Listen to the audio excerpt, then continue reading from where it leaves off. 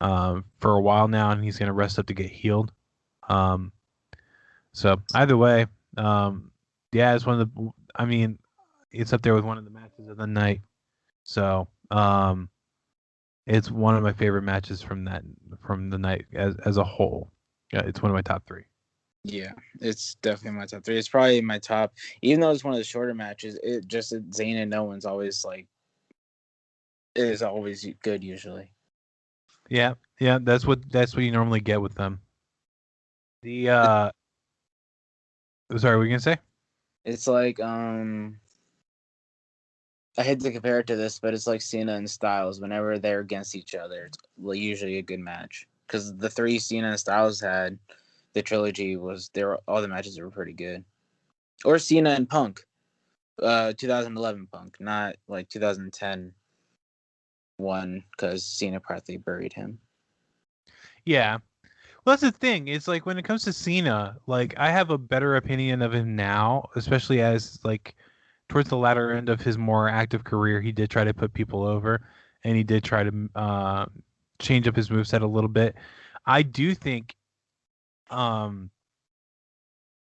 I do think it would be kind of good, if towards the end of the year they do Cena versus Roman, um, and set up for The Rock to come back and face Roman. Roman's gonna have to beat The Rock. Well, The Rock can technically beat Roman, but it wouldn't be for the title. But you know, it's gonna have to be one of those where, and if The Rock cements the end of the character, if Roman beats Rock, it's gonna further cement him as the next guy. But I do think Roman should beat Cena. And that would be like the only way to do it is one of the later pay-per-views of the year. Yeah, I want to see Cena return. And people, there not just people, but like rumors have it that a rumor has it that he's supposed to return for SummerSlam, and Yeah, that's a rumor. yeah, and Cena go against him for the title, and obviously Roman win. And I just want to see Roman versus Rock. I've wanted to see it since um WrestleMania 31, WrestleMania 32, probably. What was that last part? I've said I've wanted to see it since WrestleMania 31 or 32, like when Roman was on that big push, because it looked like people were gearing to kind of have that almost, or they were. Maybe, but it makes more sense now with him being heel. It kind of makes, and especially calling himself the head of the table and like the main person in the family and acknowledge me. That seems like it's more attuned for The Rock to come in and kind of defend his honor, if you will. Yeah, But we'll see how it goes. Then we got Charlotte Flair versus Rhea Ripley. This is another match that I felt like was just a raw match. I don't understand how. Well, one, I they weren't in the match. There was no clear heel or face. There wasn't. Both of them were doing heelish tactics. mm-hmm. Everyone likes to hate Charlotte Flair, so you just leave her heel. There's no reason to change that. Like her daddy. Well, just that and the fact that Charlotte Flair has had so many title chances. She already has more. She's getting up there in reigns to where she's close to her dad already. Um, she needs to be like the person that everyone has to be, kind of like how Triple H was in the late '90s, where like when you went up against them, you had to beat them to cement yourself. Charlotte Flair needs to be that, and then you have Rhea Ripley that's working very heelish tactics throughout the whole match, which doesn't make sense for who she is, why they're doing that. Yeah, Excuse me. Excuse me. So I don't know what their plan is. I don't know why they're going about it this way. It doesn't make any sense to me. Um, it's just super odd on how they did this match. And then she gets disqualified for pulling off the lid of the announce table that hits Charlotte Flair with it. When does that cause a disqualification? You could put people through the announcer's table. It usually doesn't cause a disqualification. yeah, I was so confused because like I had to wait for like 2 seconds, and then all of a sudden the bell rings. I'm like, wait, what happened? I know like no one grabbed the bell, and no one grabbed the ring bell, and no one grabbed the chair or anything. It didn't sound like any of those. I rewinded a little bit because, like you, I watched it after, and she hit her with the cover of the announce table. I'm like, since when does that cause a DQ? I can understand like a chair or something, but when does the cover of the announce table cause a DQ? Right, right. So like that, when I rewound it, I'm like, did she hit the referee? Because that's the only time I've ever seen them uphold the rules that they hit the referee. She didn't even hit the referee. So I'm like, what is that? And it kind of feels like that whole thing that happened a few years ago where it was the Fiend and Seth Rollins and they called a stoppage to the match because the Fiend wouldn't stay down in a Hell in a Cell match which made no damn sense. There's no disqualifications in that either. And There's usually, not. There's not. if that ended no contest, then freaking Mankind and The Undertaker back in '97 should end no contest. Mankind was almost dead. Well, that's the thing. Mick Foley wanted to keep going. Fiend wanted to too. Looked like he did after the match. It's just super weird where they kind of retcon their whole rules and then they make like I can understand you can adjust the stipulations, but you should make an adjustment to the stipulations leading into the match, not after the match. Like kind of like one of those like if you use the spear, you get disqualified kind of thing. That's an adjustment before the match. You know, it's technically a legal move, but you're making a special stipulation.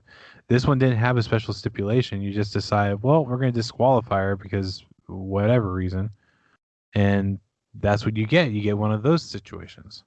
You know why I think they're having Charlotte do it? Why? Because she is the top, like other than Ripley and Asuka, she pretty much is and Alexa. She pretty much is the top female on the Raw Raw. roster. There's Yeah. not any other competitors, and I'm pretty sure they're waiting to have Alexa challenge for it till like I don't know SummerSlam or something.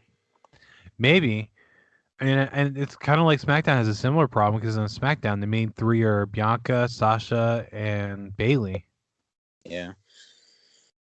I'm pretty sure, and like kind of beating Charlotte will kind of cement her, even though I know she beat Asuka for the title. Yeah, I'm pretty sure like just even having a match and beating Charlotte would pretty much, I guess, cement Rhea Ripley as like a real competitor. I don't know. WWE's weird That about this stuff. they can be very odd about that stuff. And the thing is like as long as they keep her baby face where it makes sense why her and Charlotte are facing, it's not going to be a problem. The fact that they like, oh, we're going to do heelish tactics here is like, what are you doing? This is supposed to be like your top baby face for the women's belt. Why are she doing that? That doesn't make sense. So Yeah, it was just confusing because I'm like, I thought Ripley was the face. Wait, no, is Charlotte the face? Who's the face here? Who's the heel? I know you guys can do heel versus heel or like heel versus tweener, face versus tweener, or face versus face, but this one was just all over the place. Sometimes they'll act like a face, and then other times they'll act like a heel.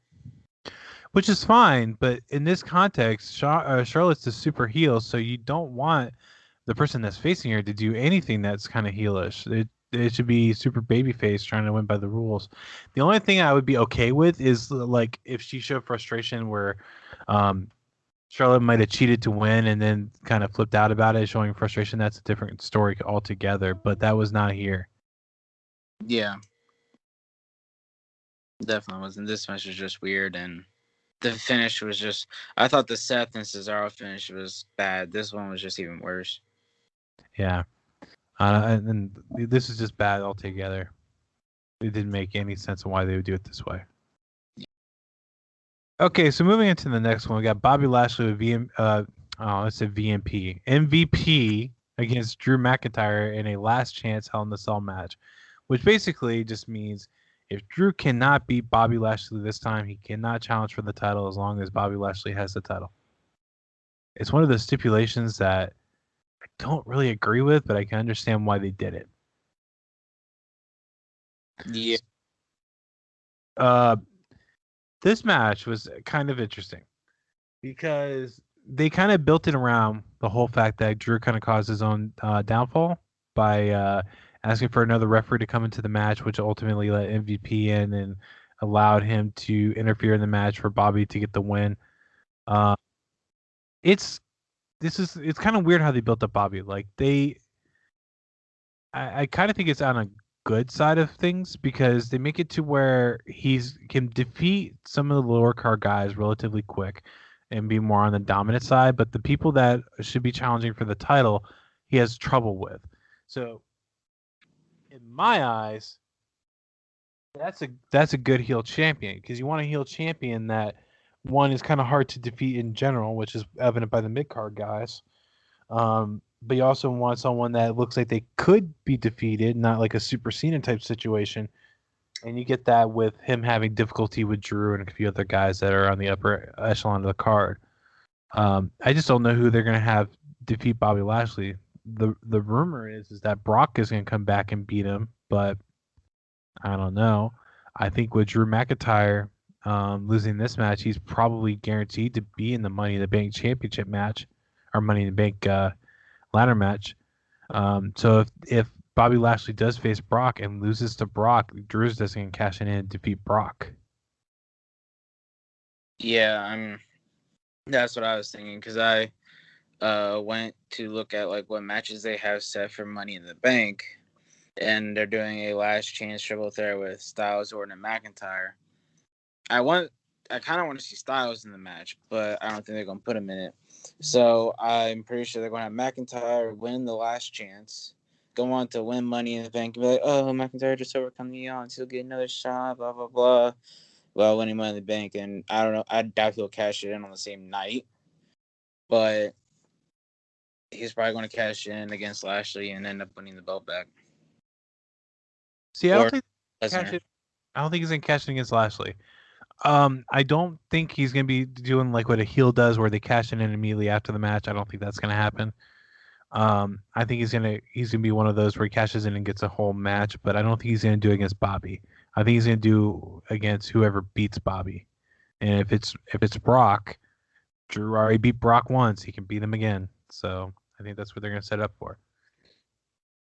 And I think Vince would pay Brock for a one-night show just for that, honestly, or two-night show, if you will. Yeah. In terms of this match, I thought it was pretty good for Hell in a Cell. Probably,